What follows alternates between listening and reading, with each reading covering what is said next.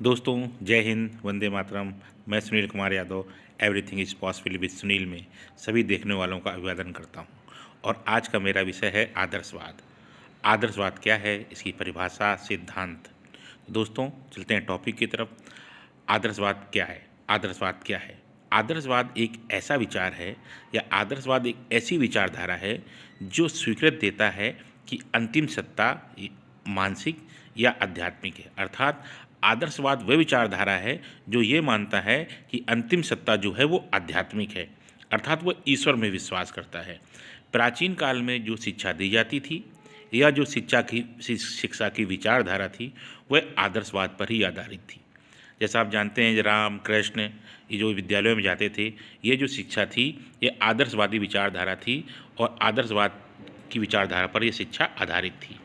और यहाँ पर राजा हो या रंक हो, सभी के बच्चे उन विद्यालयों में पढ़ते थे। आदर्शवादी विचारधारा जो है वो सत्यम शिवम सुंदरम की अवधारणा पर है। सत्यम शिवम सुंदरम जैसे आध्यात्मिक मूल्यों पर आधारित ये शिक्षा होती है जिसको हम आदर्शवाद के नाम से जानते हैं। अर्थात आदर्शवाद मानता है कि अंतिम सत्ता ईश्वरीय सत्ता है। दोस्तों, आदर्शवाद को अंग्रेजी में आइडियलिज्म कहा जाता है। आइडियलिज्म जो शब्द है ये अंग्रेजी भाषा का है और ये दो शब्दों से मिलकर बना है।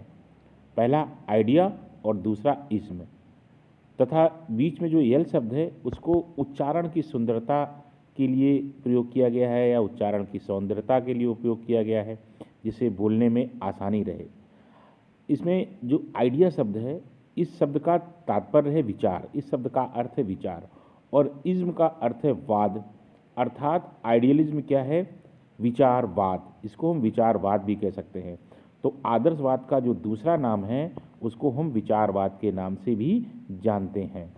दोस्तों, आदर्शवादी विचारधारा के जो प्रवर्तक हैं या आदर्शवादी विचारधारा को मानने वाले जो दार्शनिक हैं वो यूनानी दार्शनिक जो हैं, यूनान के रहने वाले जो दार्शनिक थे वो थे।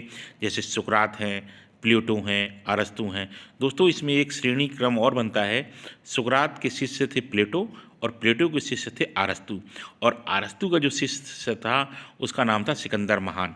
तो जो प्राचीन जो ये विचारधारा आदर्शवादी, तो इसके जो प्राचीन प्रवर्तक थे वह सुकरात, प्लेटो, अरस्तु आदि जो थे ये इसके प्राचीन विचारक थे। दोस्तों, अगर हम आधुनिक काल की बात करें तो आधुनिक समय में या वर्तमान समय में जो इसके विचारक हैं, आदर्शवादी विचारधारा को जो मानने वाले जो विद्वान हैं उनमें हीगल हैं, कांट हैं, कमेनियस हैं, पेस्टोलॉजी हैं तथा फ्रॉवेल जैसे मनोवैज्ञानिक जो हैं इस आदर्शवादी विचारधारा का समर्थन करते हैं और आदर्शवादी कहलाते हैं।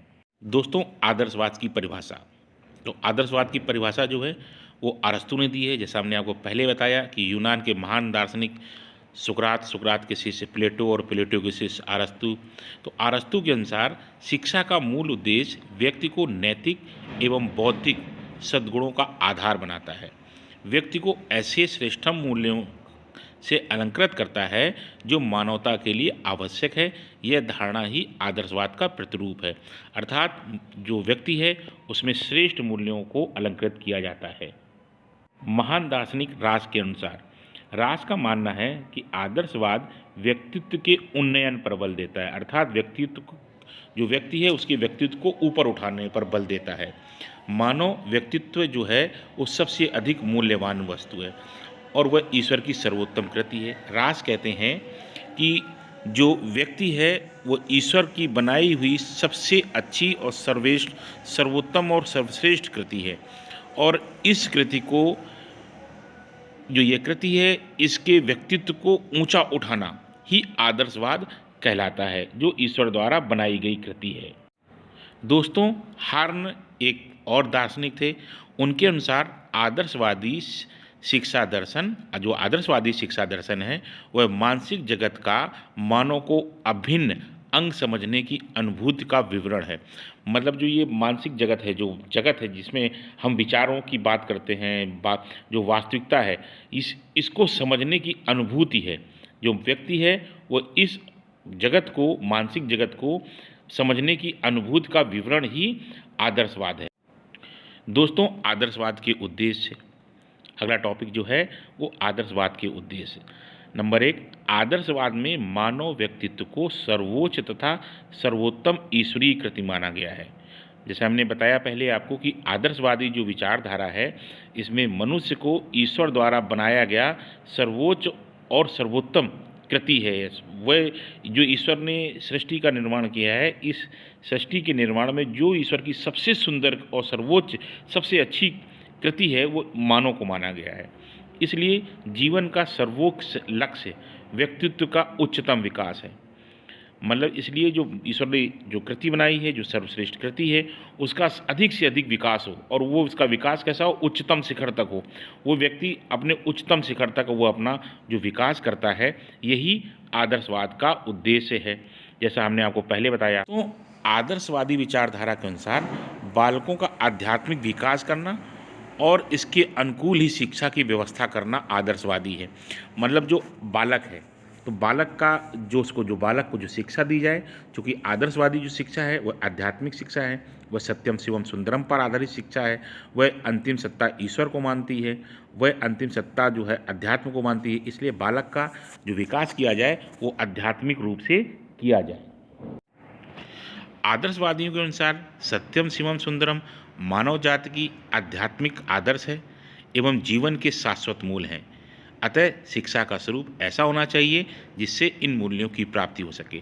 जैसा हमने आपको बताया कि आदर्शवादियों का जो विचार है, जो उनकी विचारधारा है, वो सत्यम शिवम सुंदरम पर आधारित है, मानव जाति को अध्यात्म की तरफ ले जाने के लिए है, और इसको प्राप्त करने के लिए, इन मूल्यों को प्राप्त करने के लिए ही शिक्षा का स्वरूप ऐसा होना चाहिए जिससे इन मूल्यों को प्राप्त किया जा सके। सांस्कृतिक विरासत की समृद्धि करना, जो व्यक्ति की जो सांस्कृतिक विरासत है उसकी समृद्धि करना, उसको बढ़ाना, उसको जन जन तक पहुंचाना और एक पीढ़ी से दूसरी पीढ़ी तक हस्तांतरित करना ही आदर्शवादियों की शिक्षा का प्रमुख उद्देश्य है। दोस्तों, आदर्शवादी विचारधारा के जो प्रवर्तक कांट हैं, इनके अनुसार बालक का बौद्धिक विकास करना ही आदर्शवाद है।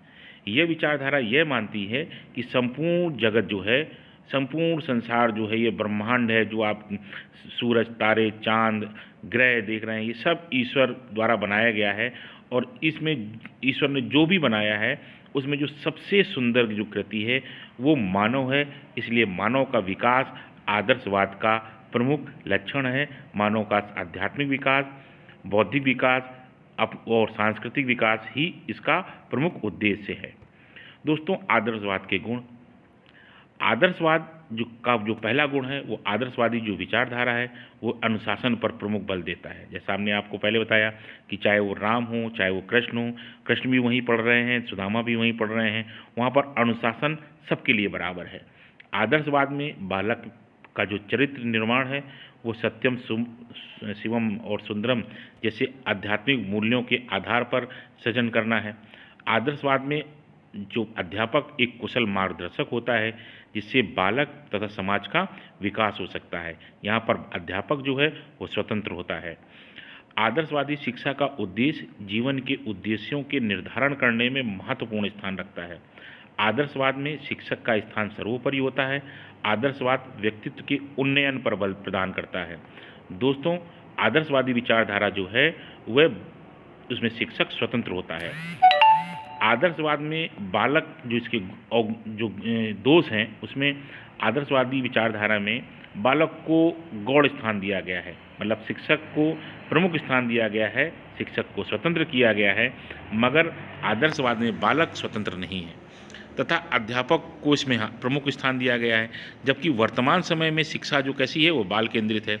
आदर्शवादी की जो दोष कहते हैं वो कहते हैं कि बालक को दूसरा स्थान दिया गया है, शिक्षक को प्रथम स्थान दिया गया है, जबकि वर्तमान समय में जो शिक्षा है वह कैसी है, बाल केंद्रित है। आदर्शवादी शिक्षा में प्रयोगात्मक शिक्षण विधियों पर बल नहीं दिया जाता है, जबकि वर्तमान समय की जो शिक्षा व्यवस्था है वो प्रयोगात्मक है। करके सीखो वाली जो शिक्षा है वह उस पर ही ज़्यादा ध्यान दिया जाता है। दोस्तों, आपको आदर्शवाद कैसा लगा? उम्मीद करता हूँ आपको पसंद आया होगा। अगर पसंद आया है तो चैनल को लाइक करें, सब्सक्राइब करें, शेयर करें। मैं आपका दोस्त सुनील कुमार यादव आप सभी देखने वालों का अभिवादन करता हूँ। जय हिंद।